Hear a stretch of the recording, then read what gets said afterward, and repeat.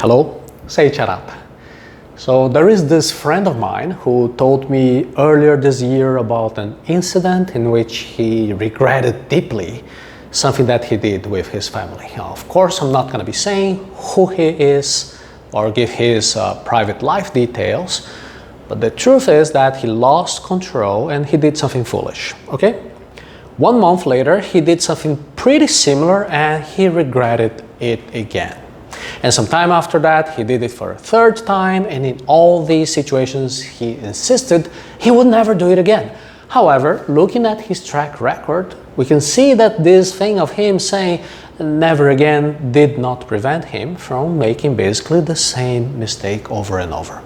Now, to illustrate how difficult change can be, there is a metaphor about a snail infected by a worm called the Leucochloridium paradoxum, which is a type of a flatworm. And at a certain stage of the life cycle, this worm can interfere with the nervous system of the snail and make the snail climb the top of a leaf. And once it's there, it is very exposed, so birds come and eat the snail. And when the bird eats the snail, it ingests the worm, and then the worm lays eggs inside of the bird, which are released with the bird's droppings, contaminating new snails. Okay, so if the snail could talk and we asked, why is it climbing that leaf? It might not know the reason. In a similar way, people often don't understand what lies behind a repetitive behavior, particularly when it's a bad behavior, and then they regret it later. So in other words, we cannot always trust our brain. In the situation of my friend, although he always felt sincere remorse, there was no deeper transformation preventing him from repeating the same mistake over and over. He believes he won't do it anymore, but he always believed that every time he did it. And that shows us that simple regret is not enough to guarantee a real change. We need to figure out the root causes of the behavior and then work on these internal triggers. Otherwise, we will just be doing it again and again by that trap. So the big question here is, why do we repeat certain patterns? Why do we do things that later we regret? Our automatic thoughts and our beliefs, they influence our actions. If we don't identify and if we don't restructure these beliefs, we will probably be doing the same mistake over and over without realizing what is in control. The snail metaphor here shows how internal unconscious factors might make us do actions that in retrospect do not seem logical, against our will. And to illustrate this situation, there are some tools that we can use so you will understand it better. The first one is the diary of thoughts. It is easy to create. I always include it in our trainings at Arata Academy, and the idea is basically to write down in an organized way every situation in which the problematic behavior takes place. This includes noting the triggering event, which thoughts, which beliefs surfaced at that moment, and how you felt both emotionally and also physically. Ideally, it should be very simple. You can review it later and you can identify the patterns.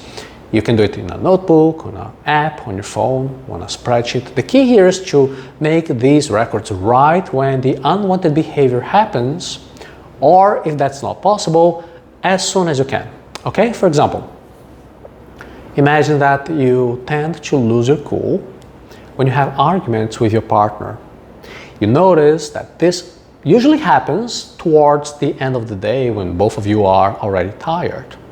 So in your diary of thoughts, you will write something like, okay, today at 8 p.m. we argued about money issues at home, and I thought she does not respect me. She is doing these things on purpose. And I felt tightness in my chest, I got angry, and I said something offensive. And also you will write the outcome. After that, we distanced ourselves, we went to bed upset, and I felt horrible. I believe this wouldn't have happened if I had stayed calm. By recording details like the time and the specific thought that arose in that moment, like she does not respect me, whatever it is that you're thinking, it becomes much easier for you later to identify the pattern that appears. By analyzing what you wrote, you can gain insight in which triggers are the automatic thoughts that are triggering your behavior. The comment like, oh, she does not respect me, that reveals a belief that triggers your anger very quickly, even before you realize it. And by writing things down and you read it later, it will show you exactly where the reaction got out of control. It will help you to plan improvements, changes. Each detail in your notes will correspond to a step in that process. Like there's the event, like the argument, the thought, she doesn't respect me, the emotion, the anger, and the behavior, making your offensive remark. When you recognize these steps, that's what will make the technique work so well, because now you can see very clearly, you can see exactly where you might try to make change, improvements to make it better next time. There's also planning alternative responses.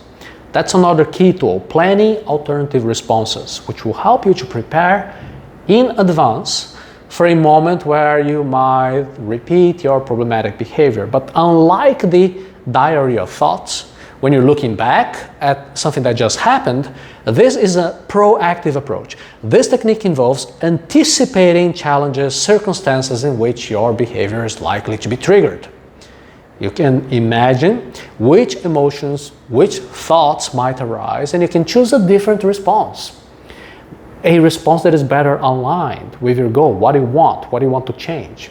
And many people find it useful to mentally rehearse this new course of action and, if possible, let friends or partners know about that plan so everybody can help you remind when the trigger occurs. So, let's say that by using this diary of thoughts, you realized your frustration peaks around 8 p.m., right? When there is that house issue arising. And when you have that information, you can prepare in advance. You might think, there might be some frustration later today. And if I feel my anger building, I will stop and I'll take 10 seconds to breathe deeply before responding. You can also prepare for moments when you sense that the argument is heating up. And you can say something like, hey, I'm sorry. I really need 5 minutes to breathe and I'll be right back. As part of your planning, you just list each step that you want to be more detailed. You can even practice constructive sentences out loud, like, yeah, I understand your point. Let's solve this together. Reviewing that example, we can see how each part of the plan serves a specific purpose, identifying a critical moment, 8 p.m. That will help you as an alert. You know you're going to be more tired. Deciding to breathe deeply, ask for a short break before you say something. That will help you to control your emotions, will avoid you to explode, from exploding. And mentally rehearsing constructive sentences will help you from switching from your old automatic reaction to a more conscious, calmer response. And this combination will work pretty well because it will train your brain to react in a different way, preventing the old responses from resurfacing on autopilot. By preparing ahead of time, you strengthen your capacity to choose a healthier option in the heat of the moment of the argument. When you start putting these strategies into practice, recognizing your own patterns, you can build more autonomy. You can spot warning signs before you act impulsively. You seek help when you need, but you also take personal responsibility for making improvements, for making the change. And that's how it stops being from just wishful thinking and becomes a concrete process with a step-by-step follow-through. So to wrap up the story of the snail that is infected by that worm, the Leucochloridium paradoxum, it reminds us that something deep inside can make us climb that leaf, if you know what I mean, without a clear explanation. Until we pinpoint what internal factor it is that one, we might do things and regret it later. And feeling regret is part of the process, but it doesn't solve the problem. We need to bring those automatic beliefs to light and tackle the triggers that lead us to act without thinking. So by using tools like the diary of thoughts and planning alternative responses, we can find a new way to face the problem. And if you want guidance for broader improvements, now I invite you to take a look at our personal development training. Going to the link arata.se/personal development. It takes persistence and practice. But that's how you can get out of that regret loop and move on to genuine growth.